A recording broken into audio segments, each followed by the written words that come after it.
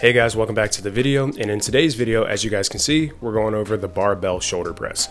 So let's waste no time and we'll jump right into it. Before we deep dive into the barbell shoulder press, aka the military press, let's briefly go over vertical pushing. Now, vertical pushing, similar to vertical pulling, involves raising your arm above your body and creating a straight line from your fingertips all the way down to your hip crease at the start of the movement. But unlike the vertical pull, you finish with your elbow moving away from your torso and your shoulders coming up to hug the bottom of your earlobes. The barbell shoulder press is a great form of a vertical push because it forces you to engage a lot of muscles besides just your delts to a high degree. Your lateral delts, your rear delts, upper pecs, triceps, and even abdominals are tremendously involved throughout the movement. When it comes to building a solid physique, having noticeable shoulders is key. And just like having developed pecs, having developed shoulders tends to set your physique apart as well, to the point where a lot of times people will guess that you work out without even knowing just because of the size of your shoulders. So like I said, the main muscles involved include the anterior, the lateral, and rear heads of the deltoid. You also have the triceps and pectoralis muscles, both the major and minor,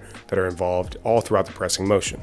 To a lesser extent, you're going to also have the abdominal muscles, the lats, and the rotator cuffs, and even the glutes are involved in helping to stabilize the upper body. So here's how you want to actually attack your barbell shoulder press or military press. You want to start off by getting about a shoulder width grip on the bar. Next, you want to make sure that you unrack the bar from its position in the rig.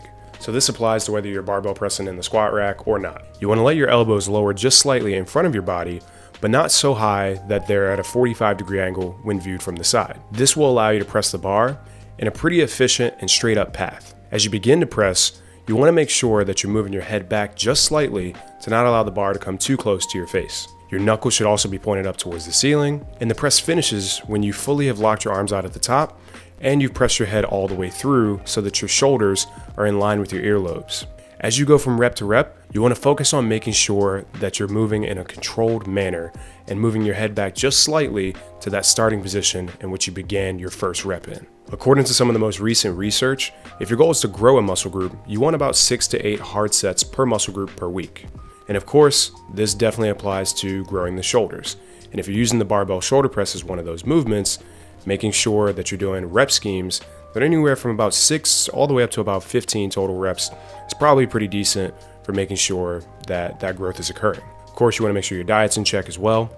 In my personal experience, doing reps well above 12 when it comes to the barbell shoulder press tends to put a lot of strain on my front delt over time. So this is why I'd recommend staying right around that 6 to 12 rep range so that you hopefully don't do the same.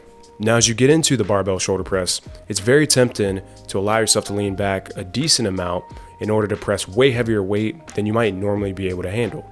This is a super common mistake because you allow yourself to be able to move a lot of weight, but you're not necessarily engaging all the muscles of the delts, the chest, and the triceps properly. In fact, you're moving in an improper pattern that could lead to more injury in the long run. And just the sheer amount of stress that you put on your lower back could be enough to injure it in the short term. Just remember, you want to make sure that you solely allow your head to move back and out of the way as you begin the press, and then as you finish it, it's just moving forward just ever so slightly. You don't necessarily need to move your thoracic spine back and forth as you go for the movement in such a drastic manner. As you come down from rep to rep on the shoulder press, you want to come down at about a roughly 3-second descent. This will allow you to stay in control of the weight and then ultimately allow you to put a lot of force into your next rep. Now, outside of the barbell shoulder press, you also have the dumbbell shoulder press and the machine shoulder press that are two great alternatives. The form for the dumbbell shoulder press is nearly identical to the form of the barbell shoulder press.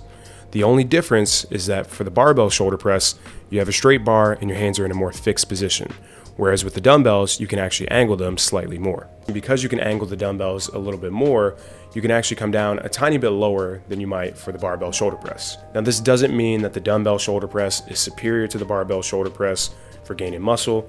They're both great movements. Depending on how you load the movement and how you progress with it over time, can make both equally as valuable in the same program.